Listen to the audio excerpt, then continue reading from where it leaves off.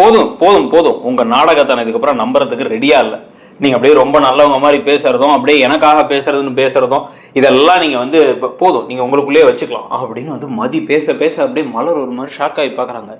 மதி என்கிட்டயா பேசுற, என்னையா சொல்ற, ஒரு தடவை சொன்னா சரி விட்டுட்டேன், திருப்பி திருப்பி தேவையில்லாம நீ என்னை பத்தி பேசுற அப்படிங்கும் போதே பக்கத்துல லக்ஷ்மி, அவ என்னைக்குமே யாரையுமே மதிக்க மாட்டா, நீ தான் பாவம் மலரு மலரு மதி மதி அப்படின்னு மாத்தி மாத்தி கூப்பிட்டு இருக்கீங்கன்னு நினைச்சிட்டு இருந்த நீ.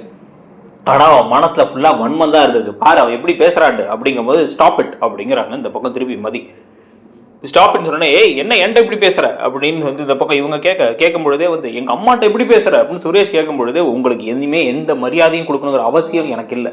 நீங்க செஞ்சிருக்க காரியம் அவ்வளோ கீழ்த்தரமான காரியம், எப்படியோ ஆனா வந்து நீங்க நினைச்சதெல்லாம் பழிக்க போறதில்லைங்கிறது மட்டும் உண்மை அப்படின்னு வந்து பேச உங்க ஒன்று ஷாக் ஆகி திரும்பி வந்து என்னடான்னு பார்த்தா கரெக்டா இப்போ வந்து மதியே இந்த ப்ரெடிக்ஷன்ல எல்லாத்தையும் ஓப்பன் பண்றாங்க. என்னன்னா, என் காலேஜுக்கு இன்னைக்கு நீங்களும் உங்க மாமாவும் வந்திருக்கீங்க, வந்து எனக்கு வந்து வேலை கிடைக்கக்கூடாது அப்படின்னு சொல்லிட்டு பேசியிருக்கீங்க. அப்படின்னா நான் ஒன்றும் அந்த மாதிரி ஒன்றும் வரலையே அப்படின்னு சுரேஷ் பேச, நான் ஏற்கனவே பியூன்கிட்ட கேட்டேன், பியூன் வந்து அவங்க தங்கராஜ் வந்ததையும் சொன்னாங்க, நீங்கள் வாசலில் நின்றதையும் சொன்னார் அப்படின்னா ஒரு அப்படியே ஷாக் ஆகி பார்க்குறாரு. ஷாக் ஆகி பார்த்தோன்னா, நீங்கள் வந்து என்னோட வேலையை வந்து பெர்மனெண்ட் ஆக்கக்கூடாது, நான் வந்து வேலைக்கு போகிறதுனால எனக்கு வந்து குடும்பத்தில் நிறைய பிரச்சனை வர்றதுக்கான வாய்ப்பு இருக்குது, அது மட்டும் இல்லாமல் சொன்னால் நான் கேட்க மாட்டேன், காசு பணம் சுதந்திரம் அதெல்லாத்தையும் விட முக்கியமான விஷயம் ஒரு பொண்ணுக்கு வந்து குடும்பம் தான், குடும்பம் இல்லைன்னா அந்த பொண்ணு இருந்தா என்ன இல்லைன்னா என்னங்கிற அளவுக்கு உங்கள் மாமா பேசியிருக்காரு, எல்லாமே எனக்கு தெரிஞ்சிருச்சு.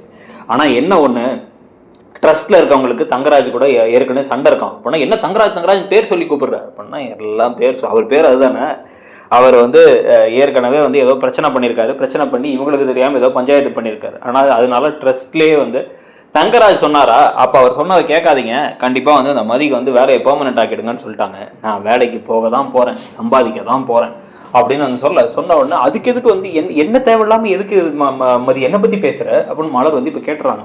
கேளு நல்லா கேளு அப்படின்னு வந்து இந்த பக்கம் வந்து ராகவனும் லக்ஷ்மியும் சொல்லிட்டு இருக்கும் போதே வந்து, ஏன் நீங்கள் என்ன செஞ்சீங்க என்ன செய்றீங்கன்னு உங்களுக்கு தெரியாதா, நான் சுயமரியாதை இல்லைன்னு ஒரு வார்த்தையை சொன்னேன் அப்படிங்கிறதுக்காக இப்போ வரைக்கும் என்கிட்ட பேச மாட்டேன்னு பேசாமல் இருக்கீங்க, என்னை வீட்டை விட்டு அனுப்புனாங்க, அதுக்கப்புறம் வந்து மொத்தமாக எல்லாம் முடிஞ்சிச்சு அப்படின்ட்டு மொத்தமாக என்னை கிழிச்சு தூக்கி போட்டுடலான்னாங்க, அதுக்கப்புறம் நீங்களே என்ன உள்ளே வர வைக்கிறதுக்கு பிளான் பண்ணீங்க, எனக்காக வந்து பேசுனீங்க அப்படிங்கிறதெல்லாம் உண்மையாக இருந்தால் கூட என்ன மாறுனீங்க நீங்கள், நான் சொன்னதுக்கு கோவப்பட்டீங்கல்ல, சுயமரியாதை இல்லாதவான்னு சொல்லிட்டா அவள் எப்படி என்னை பார்த்து அப்படி சொல்லலாம், நான் என்ன அப்படியா இருக்கேன், நான் நம்ம குடும்பத்துக்காக பண்ணுறேன்லாம் வந்து இருக்கீங்களே, இந்த குடும்பம் உங்களை என்ன மதிச்சிருச்சு அப்படின்ட்டு நீங்கள் இப்படிலாம் நடந்துகிட்டு இருக்கீங்கன்னு நான் தெரிஞ்சுக்கலாமா, அப்படியே அவங்களுக்கு ரொம்ப அடங்கி போய் இதுக்கப்புறம் வந்து வீட்டை விட்டே நான் துரத்தலாம் அப்படிங்கும் போது வந்து யார் என்கிட்ட பேச நினைக்கிறா, ரேவதி அக்கா கூட வந்து இத்தனைக்கு இவங்க குடும்பத்தால் அவங்க என்கிட்ட அவ்வளோ சப்போர்ட்டிவாக பேசுகிறாங்க, எல்லாத்தையும் பண்ணுறாங்க, ஆனால் உங்களுக்கு என் வாழ்க்கையில் அவ்வளோ பெரிய கஷ்டம் நடந்து என்னை துரத்தி விட்டுருக்காங்க, எல்லாம் நடந்திருக்கு, ஆனால் அப்பவும் கூட என்கிட்ட பேச விருப்பம் இல்லை அப்படின்றீங்க, உங்களுக்கு உங்கள் சின்ன சண்டை முக்கியம், என் வாழ்க்கையை விட உங்களுக்கு உங்கள் சின்ன சண்டை முக்கியம், ஆனால் வந்து இந்த உரிமையை இந்த கோபத்தை இந்த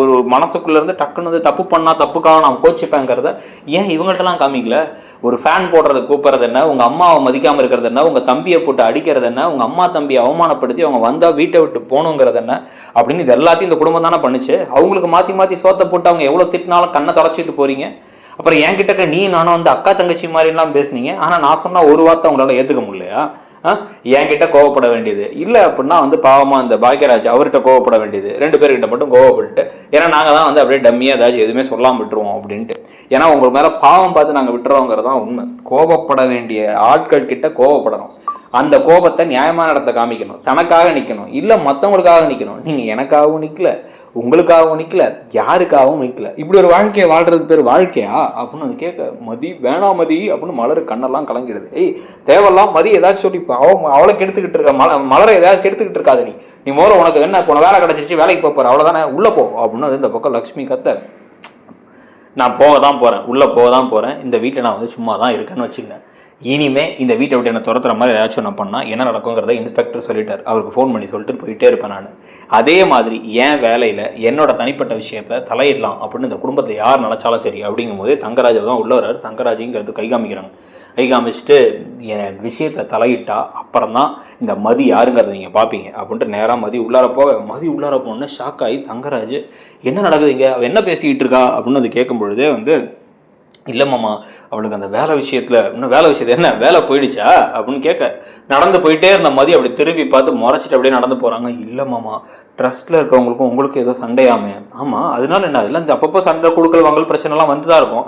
அதனால வந்து நீங்கள் சொன்னதை கேட்கக்கூடாதுன்னு முடிவு பண்ணி அவளை பெர்மனெண்ட் ஆக்கியே தீரன்னு இப்போ ஆர்டர் ஆல்ரெடி கொடுத்துட்டாங்களாம்.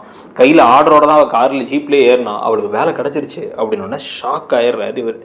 கை வந்து என்ன நினச்சிட்டு இருக்காங்க அப்படிங்கும் போதே வந்து, ஏன் அப்படியே நீங்கள் நினச்சதெல்லாம் நடக்கிறதுக்கு நீங்கள் அப்படியே கடவுள் நினச்சிட்டு இருக்கீங்களா? அப்படிலாம் எதுவும் நடக்காது. நான் வேலைக்கு போக தான் போகிறேன். ஒரு வேலை இந்த வேலை இல்லை அப்படின்னா இன்னொரு வேலைக்கு போவேன்.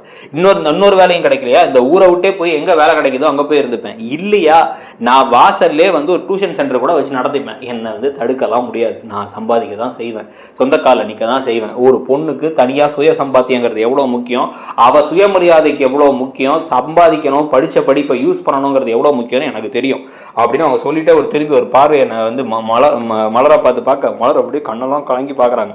உடனே வந்து இப்போ கூட ஒன்றும் இல்லை, உங்களுக்கு வேலைக்கு போகணும்னு ஆசை இருந்துச்சு தானே, கல்யாணம் முடிஞ்சு குழந்தை பெருசாகிடுச்சு, இப்போ கூட வேலைக்கு போகலாமே. ஜாகிங் போகிறதுக்கே உங்களால் முடியல, அதை கூட நீங்கள் கேட்க முடியல சத்தமாக. ஆனால் வந்து இதில் வேலை கேட்க போகிறது, ஏதாச்சும் ஒரு விஷயத்த நமக்காக நம்ம வாழணும். பின்னாடி 60 வயசில் 70 வயசில் யோசிச்சு பார்த்தா என்னடா வாழ்க்கை வாழ்ந்தோன்னு யோசிக்கிற மாதிரி வாழ்க்கையை வாழக்கூடாது.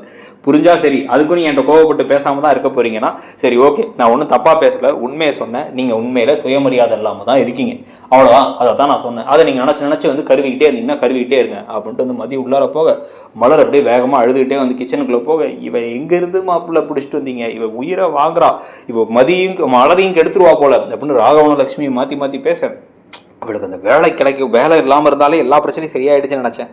அதில் பெர்மனெண்ட் வேறு ஆக்கிட்டாங்க, நிறைய சம்பளம் வேறு கொடுத்துருவாங்க. சரி அப்படின்னு வந்து இந்த பக்கம் கடுப்பாயிட்டு இருக்காரு தங்கராஜ் கடுப்பாகும் போதே, இதுக்கு தான் மாமா பேசாமல் விட்டுறலான்னு.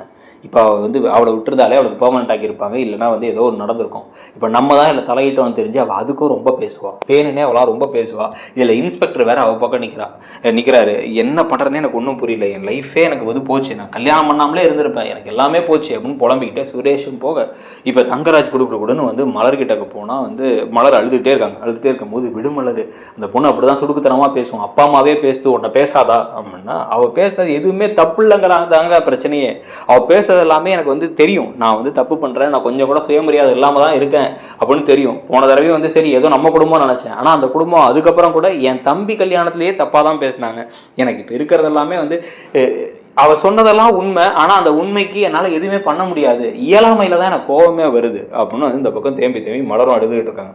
இப்படி எல்லாருடைய மனசுலையுமே அவங்களுக்கு தோன்ற கேள்விகளை டக்குன்னு கேட்டு மதி நடந்துக்கிறது சரியா தப்பா, மதி இப்படி நடந்துக்கிறதுனால கொஞ்சம் கொஞ்சமாக மலர் மாறுவாங்களா, இல்லை மலரோட சைடில் வந்து மதி போய் அதுவும் இந்த சுரேஷ் மேலே காதல்லாம் வரணும்னு எப்படியும் ட்ராக் வரும், வந்த அப்புறம் மதியோட கேரக்டரை மாற்றி விட்டுற போகிறாங்களா, இந்த சீரியல் எப்படி போக போகுது, இதை தவிர வேற என்ன பிரச்சனைகளை கொண்டு வர போகிறாங்க, புது வில்லன் வில்லியெல்லாம் இருக்க போகிறாங்களாங்கிறத பற்றி உங்களுடைய கருத்து என்ன அப்படிங்கிறத சொல்லிட்டு அப்படியே நம்ம மற்ற ப்ரெடிக்ஷன் வீடியோஸையும் பாருங்கள். ஒரு பக்கம் அழகழகில் என்ன நடக்கணும்னு நினைக்கிறீங்கிறதையும் பாருங்கள், இன்னொரு பக்கம் வந்து பார்த்தீங்கன்னா பாண்டியன் ஷோ சிறகடிக்கா சைடு அதிரடியான திருப்பங்கள்லாம் இருக்குது, அந்த ப்ரெடிக்ஷன் வீடியோஸையும் பார்த்துட்டு ஒருவேளை நம்ம சேனல் நீங்கள் என்ன சப்ஸ்கிரைப் பண்ணலை அப்படின்னா சப்ஸ்கிரைப் பண்ணி அந்த பெல் ஐக்கானையும் கிளிக் பண்ணிக்கோங்க. அப்போ தான் நாங்கள் போடுற வீடியோஸ் உடனுக்குடன் உங்களுக்கு நோட்டிஃபிகேஷனாக வரும். தேங்க்யூ.